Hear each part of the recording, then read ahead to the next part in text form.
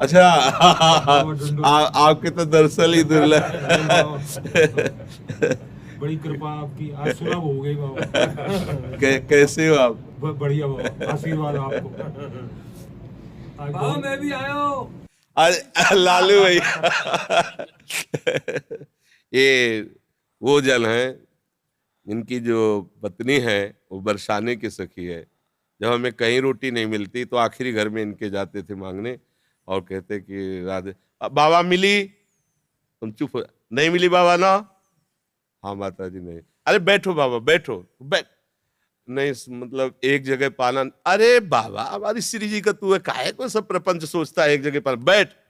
सालों प्रायः मिलती ही नहीं थी शाम की रोटी, तो ये है मतलब माँ जैसे प्यार करने, ब्रजवासियों का प्यार, मतलब अरे छोटे छोटे बच्चे ऐसा ये घेर लेते और बाबा ये प्रश्न, वो बाबा काशी की बात बताओ बाबा, मतलब ब्रजवासियों का जो प्रेम है ना वही भगवत प्रेम प्रदान करता है, ब्रजवासी कृपा। अब ये बालक था, इससे कहा लालू भैया यार मेरे सौभाग्य में तो नहीं आ रहा कि मैं वृंदावन वास करूं, तू बोल दे तो मुझे विश्वास है वृंदावन। बोले जा बाबा हो जाएगा वृंदावन। लालू को दे दियो वो होली की वो मैंने ललता ने भेजी है बाबा। अच्छा अच्छा प्रसादी बाबा चुंदरी बरसाने गई ना बाद होली वाले दिन, तो बाद में लाडली जी की बाबा बहुत बहुत उनकी ओढ़ी भैया महाराज जी, ओढ़ी भैया श्री जी की चरण प्रसादी हो। जी जय हो।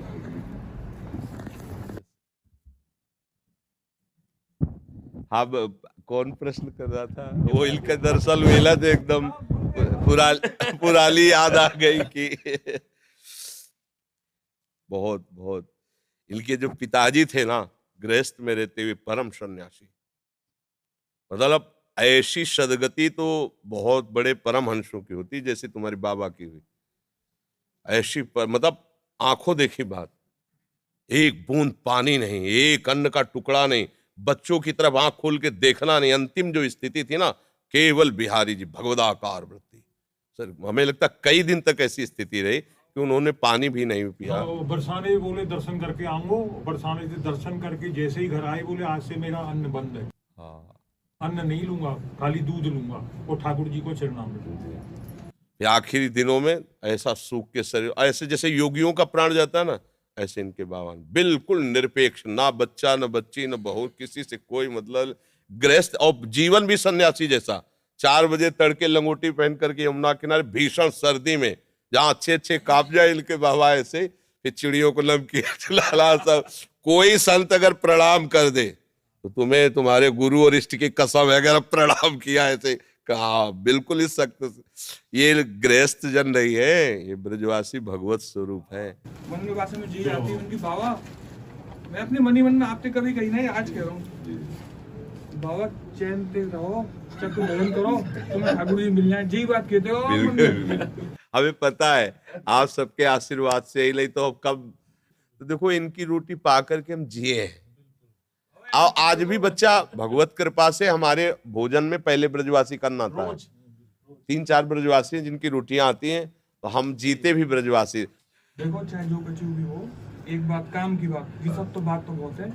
अब कोई दिन जब चिंतन में एकांत में बैठो तो एक बार बाबा श्री जी से ठाकुर जी से कह दियो कि तुम्हारा अधम बालक है, बाबा ध्यान रखियो। क्या ध्यान में रखना है उनको? बस ध्यान में जी रखियो बाबा कि हमारा जन्म व्यर्थ नहीं चला। वो तो पास है, वो तो व्यर्थ होला ही नहीं, ये तो पक्का। आप समझो जब आप खेलने खालने तो बड़े बड़े सिद्धों की चरण धूल पड़ी ता तुम्हारा जन्म हुआ है, इस बात को तो भूल जाओ तुम, इस बात को भूल जाओ कि कोई गति या दुर्गति, ये किसी साधन वाला क्षेत्र नहीं है। भजन तो हुआ ना, उसकी चिंता भी मत करो।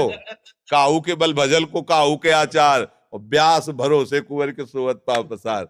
अगर आपको ऐसा है कि बाबा हमारे बिहारी जो हमारे, तो आप निश्चिंत रहो, पासबुक बनी बनी है एकदम, बस वो बैंक से निकालना है केवल, बिल्कुल पक्का समझो। वृंदावन में लिखो रहे ना, मेरा वृंदावन ऐसे मेरे बाबा। बाबा जो कहते ना ये इनके इन प्रकार चाहे कछु भी हो कैसे भी हो, कोई ना कोई संत भगवान स्वरूप में ऐसे ही 9 बजे तक दोनों लगे रहते। हमारे पिताजी कहते बाबा को बहुत दूर हाँ, सीढ़ी से उतरते चढ़ते 1 घंटा बाबा इनके आते, चलो बच्चों चलो जाले दो बाबा को जाले दो, और ये दोनों लगे रहते खड़े। अब ये चुप होते तो बैल प्रश्न करते। जा रहे हैं। राधे श्याम बाबा। राधे श्याम।